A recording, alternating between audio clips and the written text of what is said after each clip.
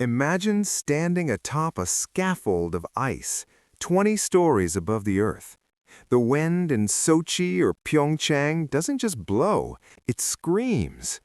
Below you lies a slope-style course, a chaotic playground of jagged steel rails and massive kickers that look less like sports equipment and more like launch pads for space travel.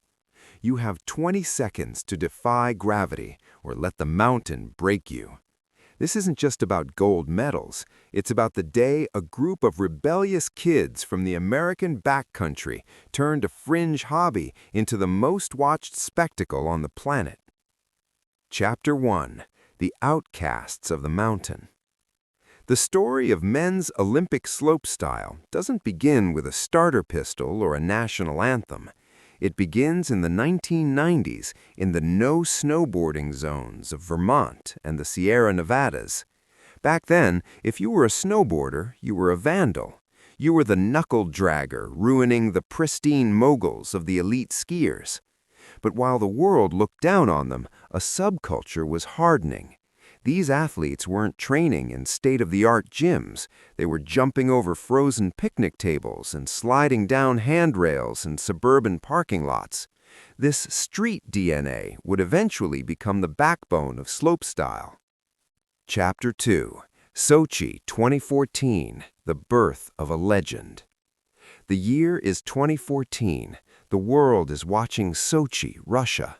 The Russian government had spent $50 billion to build a winter wonderland, but the slopestyle course was a nightmare. It was too big, too fast, and dangerous. Shaun White, the king of the halfpipe, looked at the course and walked away, citing safety concerns.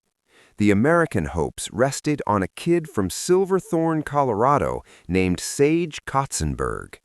Sage didn't look like a traditional Olympian. He didn't have a coach in a headset or a rigid diet. He ate onion rings for breakfast and spoke in a dialect of stoked and rad. While the Norwegian and Canadian riders were practicing triple corks, highly technical robotic rotations, Sage decided to do something weird. Chapter 3. The Holy Grail of Style. On his final run, Sage Kotzenberg did something the judges hadn't seen in years. He performed a holy crail. It wasn't the most rotations ever seen, but it was art. He grabbed his board behind his back, legs tweaked in a way that defied skeletal limits, and floated. When he landed, the sport changed forever. The outsider had won the first ever Olympic gold in slopestyle. He proved to the USA and the world that snowboarding wasn't just about how many times you could spin, it was about how much soul you could put into the flight. Chapter 4. Pyeongchang and the Miracle of 17-year-old Red Gerard. Fast forward to 2018. The stakes had tripled. The Canadians, Max Parrott and Mark McMorris, were landing triple cork 1620s, 4.5 rotations in the air, while flipping 3 times. Enter Redmond Gerard. The morning of the finals, Red was the definition of an American teenager. He had stayed up late watching Netflix, lost his puffy team jacket, and overslept. He had to be jolted awake, rushed to the mountain, and borrowed a jacket from his teammate. He was in 11th place after 2 runs. He had 1 shot left. As he stood at the top of the South Korean course, the wind was gusting at 30 miles per hour. Most riders were playing it safe. Red didn't. He took a unique line through the rails, the creative route, and then launched a backside triple cork 1440 on the final jump. The score, 87.16. The kid who lost his jacket was now the youngest American to win winter gold since 1928. The USA went wild. Slopestyle wasn't just a sport anymore. It was an American identity.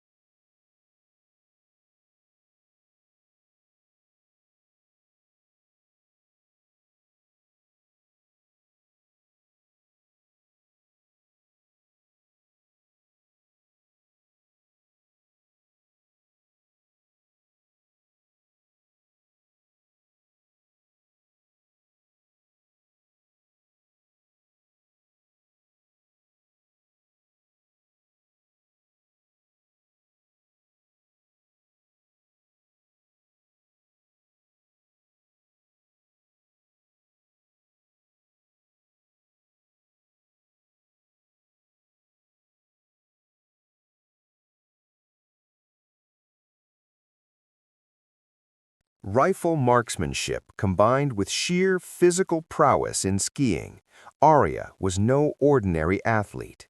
He was a former U.S. Navy marksman. His lungs were as hard as iron. The height of Anthal's was 1,600 meters above sea level. Where breathing in thin air is difficult, Arya had to aim for a steady target after skiing 5 kilometers with her heart rate down. A snowstorm started on the day of the finals. Visibility was near zero. Favorite athletes from Norway and Germany were missing one after another. But when Arya picked up the rifle, the American audience saw a strange sight. He was as steady as a rock in the midst of the storm. Every shot hit the target. When he reached the finish line, his body was covered in snow, but in his hands was the first gold medal in biathlon history for America. The NBC commentator was shouting, "She didn't just beat the clock, she tamed the storm." Chapter 9. The Colosseum of Snow. Cortina's Bobsled Rebirth. Cortina d'Ampezzo, the city returned to the main stage of the Olympics after 1956. This time, the attraction here was the newly renovated Eugenio Monti track. It is one of the fastest and most dangerous bobsled tracks in the world. It was a personal battle for Team USA. They missed out on a medal by just a few milliseconds in Beijing 4 years ago. This time, their pilot was a former Texas football player, Marcus Jordan. Marcus knew he would have to fight to the death to win this track. As the bobsled hurtled down the hill at 130 kilometers per hour, the camera could only see a blur of white and blue. The G-force at every turn was crushing the athletes' bodies. Marcus's sled almost flipped over on the last bend, but he kept control with the strength of his muscular arms. When they crossed the finish line, the time difference was just 0.01 seconds. For the USA, this gold medal was a triumph of courage. Chapter 10. The Artificial Intelligence Revolution. The 2026 Olympics will be remembered not only for the games, but also for the technology. AI judging technology was used for the first time in Milan's ice rinks. In events like figure skating and snowboarding, where human judgment was accused of bias, AI was analyzing every movement with millimeter precision. As American snowboard legend Chloe Kim delivered the best ride of her last Olympic career, the AI screen displayed her height, rotation speed, and landing balance in real-time graphics. Viewers could sit at home and watch how science meets art. When Chloe Kim won her 3rd gold medal, it was not just an athlete's triumph, but a technologically recognized excellence.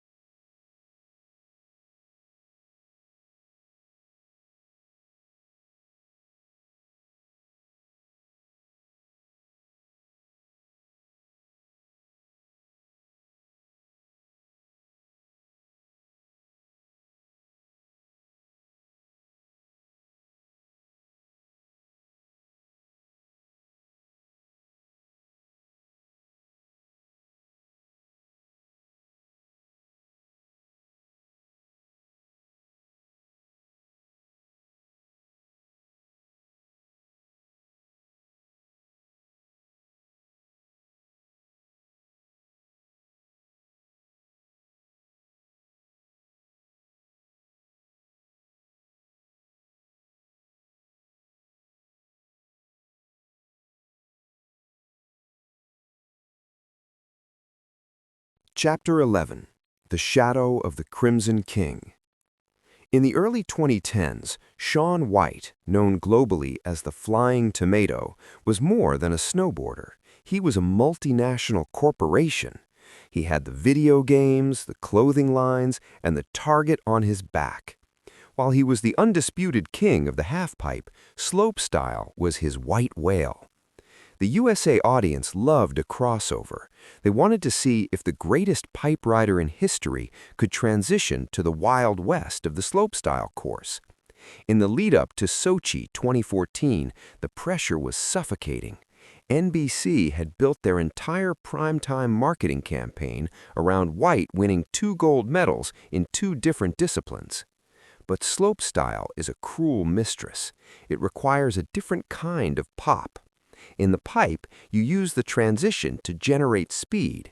In slopestyle, you have to fight the flat-bottom impact of a 60-foot drop. During practice, White took a terrifying slam on the rails. He looked at the massive triple jumps, the very ones that would eventually crown Sage Kotzenberg, and made a choice that shocked the nation. He pulled out. The king had blinked. But in his absence, a vacuum was created, and the young guns rushed in to fill it. This moment marked the end of the solo superstar era and the beginning of the Wolfpack era of American snowboarding. Chapter 12. The Brotherhood of the Van. To understand the 50,000-word reality of this sport, you have to look past the Olympic Village. You have to look at the Project Detour vans. While the elite skiers were staying in 5-star hotels with physical therapists, the American slopestyle team was often a group of teenagers living out of renovated Ford Econolines. They parked in the lots of Mammoth Mountain and Breckenridge, cooking ramen on camping stoves and filming each other on iPhones. This vagabond culture is why the USA remains dominant. There's an unspoken rule in slopestyle. If your friend lands a trick, you have to land it better. This isn't coached, it's tribal. In the 2020s, riders like Dusty Henriksen and Luke Winkleman began a push-pull dynamic. They would spend 8 hours a day on the T-bar lift, hitting the same rail 300 times until their shins bled. They weren't training for the Olympics, they were training for each other's respect. By the time they reached the Olympic qualifiers, the actual competition felt easier compared to the sessions back home. Chapter 14. The Anatomy of a Crash, the Physics of Failure.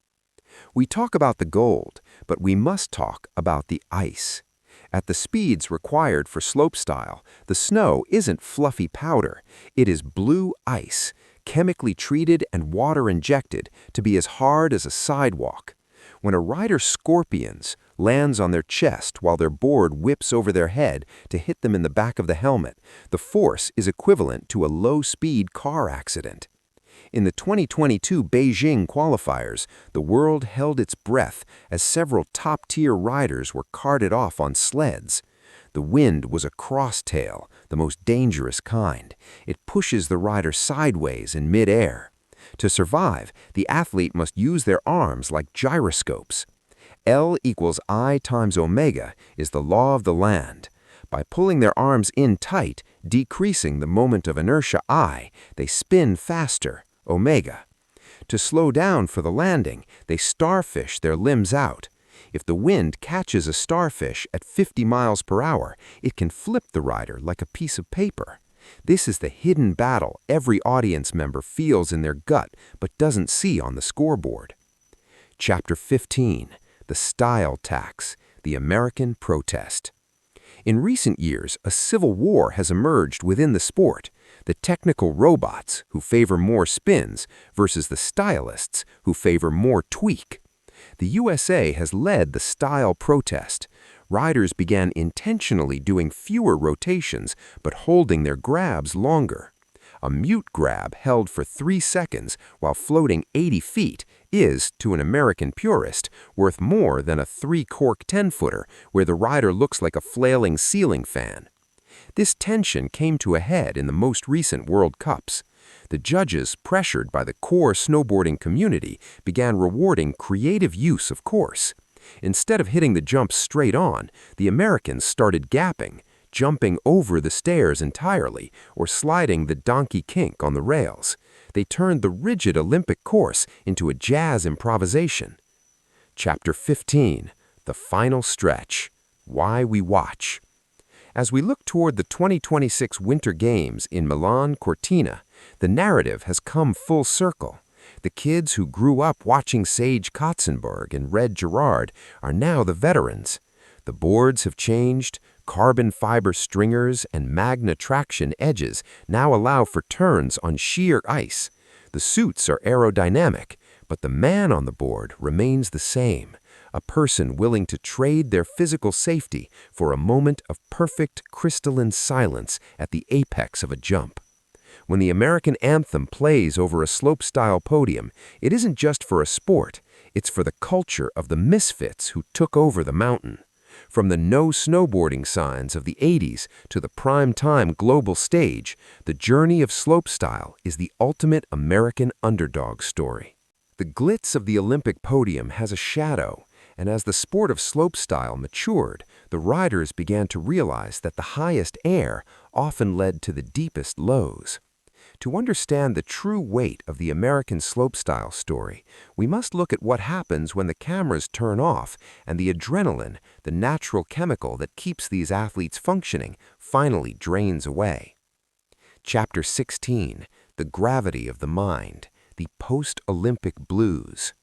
For an American teenager like Red Gerard or Sage Kotzenberg, the transition from a nobody in a small mountain town to a global icon happens in exactly 60 seconds, the duration of a gold medal run. The post-Olympic blues is a documented phenomenon in the USA snowboarding community. Imagine reaching the absolute pinnacle of human achievement at age 17.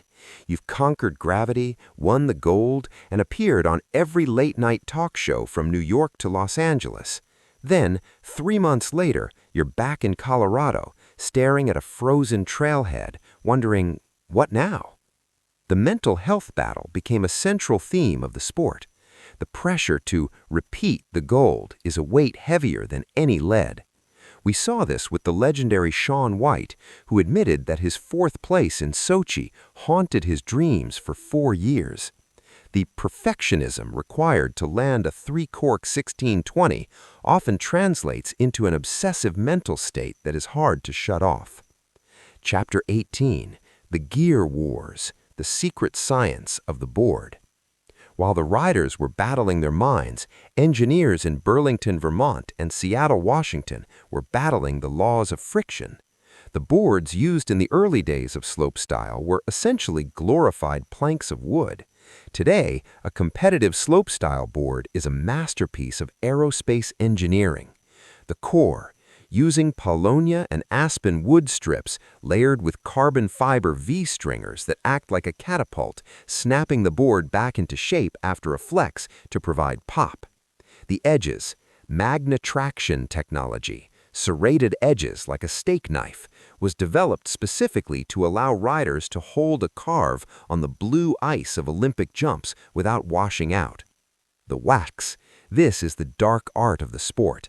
Teams hire wax techs who use secret fluorocarbon blends. If the snow is -10 degrees and the humidity is 20%, the wax must be different than if it's -2 degrees. A mistake in wax choice means a rider doesn't have enough speed to clear the 60-foot gap. If they case or land short on the knuckle of the jump, the impact can shatter a tibia instantly. Chapter 19, The Rise of the Filmer Culture. The USA audience doesn't just consume the Olympics, they consume edits. In the slopestyle world, a gold medal is prestigious, but a video part is eternal. American riders like Dusty Henriksen and Brock Crouch began spending their off-seasons in the streets. They took their Olympic-level skills to the urban landscapes of Helsinki or Quebec City, jumping over stair railings and off the roofs of buildings. This created a unique tension. The International Olympic Committee wanted clean-cut athletes, but the core snowboarding fans wanted street cred. The American riders successfully bridged this gap. They proved you could be a professional athlete with a Nike contract and still be a dirtbag snowboarder who films in the middle of the night to avoid the police. This dual identity is what makes the USA slopestyle team the most marketable athletes in winter sports. Chapter 20. The triple is not enough. The 1980 era. As we approached the 2026 cycle, a new number began to haunt the riders: 1980. That is 5.5 full rotations in the air. 1980 degrees equals 5.5 spins. When Taiga Hasegawa and the USA Youngbloods started whispering about the 1980, the veterans shook their heads. At that speed of rotation, the centrifugal force is so high it starts to pull the blood away from the rider's brain. It is the G-force of snowboarding. The safety versus progression debate reached the U.S. ski and snowboard headquarters.